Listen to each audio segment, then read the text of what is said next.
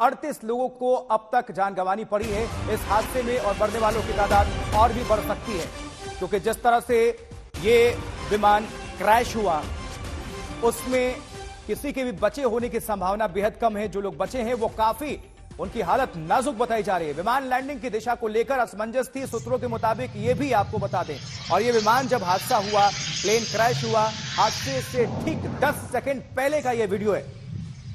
एकाएक आप अगर नजर डालेंगे लाल घेरे में, ये विमान सीधा जा रहा है, लेकिन बाईं तरफ नीचे की तरफ एकाएक ये डाइवर्ट होता है और 10 सेकंड के बाद ये खाई में समा गया, यानी प्लेन क्रैश हो गया। जोरदार विस्फोट होता है, धमाका होता है, चीख पुकार मच जाती है और आसपास के जो लोग हैं, रिहायशी इलाका है, वो घरों से बाहर निकलते हैं, वहां मौके पर पहुंचते हैं, मदद करने की पूरी कोशिश। कुछ लोगों को बाहर निकाला गया, कुछ वहां पर विमान का शिकार हो गए थे जो आग के लपटों में घिर गए थे, क्योंकि विमान आग के गोले में तब्दील हो गए थे, शोले नजर आ रहे थे और जो धुआं, उसका गुबार कई किलोमीटर दूर से ही उसको देखा जा सकता था। और ये तस्वीर फिर से देखिए, बार बार देखिए, क्योंकि जो लोग विमान में सवार थे उनको अंदेशा भी नहीं होगा, अंदाजा भी नहीं होगा कि 10 सेकंड के बाद वो काल के गाल में समाने वाले हैं और तमाम जो अपने हैं उनके वो इंतजार में होंगे। एक बात और, एक और बड़ी खबर, और ये जो पोखरा एयरपोर्ट है, पड़ोसी मुल्क चीन की मदद से बना है ये एयरपोर्ट। तो चीन की मदद से बना है ये पोखरा एयरपोर्ट, चीन के एक्सिम बैंक ने दिया था इसे लोन। यानी आप इसको इस तरह से समझें, जहां जहां चीन की नजर और भूमिका होती है उसका असर ये देखिए जरा। उद्घाटन के दिन इसी विमान का हुआ डेमो फ्लाइट और वही विमान अब हादसे का शिकार। डेमो फ्लाई वाला विमान आज हादसे का शिकार हुआ है।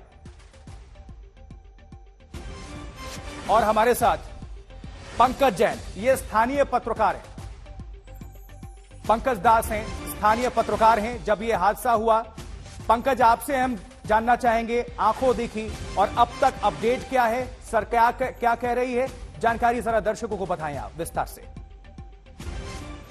अभी बिल्कुल अब तक जो है वहां से 36 शव निकालने की खबर मिल रही है। दूसरी तरफ जो है यहाँ कैबिनेट की मीटिंग में बचाव और राहत का काम तेजी से करने का निर्देश दिया गया है। किसी तरह की कोई कोताही नहीं बरतने की बात प्राइम मिनिस्टर ने कही है। प्राइम मिनिस्टर खुद एयरपोर्ट के कंट्रोल रूम में जाकर उन्होंने राहत और उद्धार कार्य जो चल रहा है उसका जायजा लिया और उनको ब्रीफ किया गया वहां पर कि टेक्निकल खराबी के कारण यह हादसा हुआ है। जो एयरपोर्ट अथॉरिटी के ऑफिसर थे उन्होंने प्राइम मिनिस्टर को यह ब्रीफ किया कि जो शुरू में मौसम खराबी की बात कही जा रही थी वो मौसम की खराबी के कारण नहीं बल्कि कोई तकनीकी खराबी के कारण यह हादसा हुआ है। क्योंकि एयरपोर्ट अथॉरिटी वालों का कहना है कि विमान में लैंडिंग से ठीक पहले आग की लपटें देखी गई और लैंडिंग से 10 सेकंड पहले ही विमान दुर्घटनाग्रस्त हो गया है। ऐसा प्रधानमंत्री को जानकारी दिया गया है एयरपोर्ट अथॉरिटी की तरफ से। दूसरी तरफ जो है पोखरा एयरपोर्ट के जो एटीसी है उनके ऑफिसर्स का कहना है कि पायलट ने लैंडिंग की परमिशन मांगी थी। जो पोखरा एयरपोर्ट पर ईस्ट वेस्ट के तरफ रनवे बनाया गया है उसमें पायलट ने पहले ईस्ट के तरफ से लैंडिंग की परमिशन मांगी थी और एटीसी ने ईस्ट के तरफ से लैंडिंग की परमिशन दे भी दी थी। लेकिन अचानक थोड़ी देर के बाद पायलट की तरफ से एटीसी को मैसेज दिया जाता है कि हम अब वेस्ट की तरफ से लैंड करेंगे क्योंकि ईस्ट की तरफ से थोड़ा सा जो है हवा का दबाव ज्यादा होने के कारण हम वेस्ट की तरफ से लैंडिंग करेंगे और उनको वेस्ट तरफ से भी लैंडिंग करने की परमिशन दे दी जाती है। एयरपोर्ट के जो एटीसी ऑफिसर्स हैं उनका कहना है कि बस 10 सेकंड और 10 सेकंड बाद ही यह विमान का जो लैंडिंग गियर है वो रनवे को टच करना था, लेकिन 10 सेकंड पहले यह हादसे का शिकार हो गया है और हादसे जो है लैंडिंग से पहले उसमें आग की लपटें दिखाई दी गई है। जो लोग हैं, स्थानीय लोग हैं, उन्होंने शुरू में ये बताया था कि पहाड़ की चोटी में से टकराने के कारण हादसा हुआ है, लेकिन आग की लपटों की खबर जो एयरपोर्ट अथॉरिटी की तरफ से प्राइम मिनिस्टर को भी ब्रीफ में बताया गया है और वहाँ पे जो एटीसी वाले हैं वो भी ये बात बता रहे हैं। तो निश्चित रूप से अब जो विमान में तकनीकी खराबी, विमान का रख रखाव एयरलाइंस कंपनी की जिम्मेदारी अब बनती है इस पर और देखना है कि सरकार इस पर क्या एक्शन लेती है। बिल्कुल, हमारे साथ सुजीत झा हमारे सहयोगी जुड़ रहे हैं। सुजीत, आप तो नेपाल बहुत बार गए हुए हैं, कई बार वहां पर आपने रिपोर्टिंग की हुई है। ये जानकारी मिल रही है कि जो एयरपोर्ट है उसके निर्माण में चीन की भूमिका है, वहां की कंपनी ने लोन दिया और जो डेमो फ्लाई था इसी विमान का था उद्घाटन के वक्त, और वही विमान हादसे का शिकार हुआ है। ये अपने आप में चीन का कनेक्शन। देखिए ये जो है अभी इस जो पोखरा अंतर्राष्ट्रीय हवाई अड्डा है, इसका उद्घाटन 1 जनवरी 2023 को प्रधानमंत्री प्रचंड ने किया था। और ये जो एयरपोर्ट है वो चीन के एक्जिम बैंक के लोन पर बना हुआ है, यानी कि चीन के सहयोग से ही ये अंतर्राष्ट्रीय हवाई अड्डा बनाया गया है पोखरा में।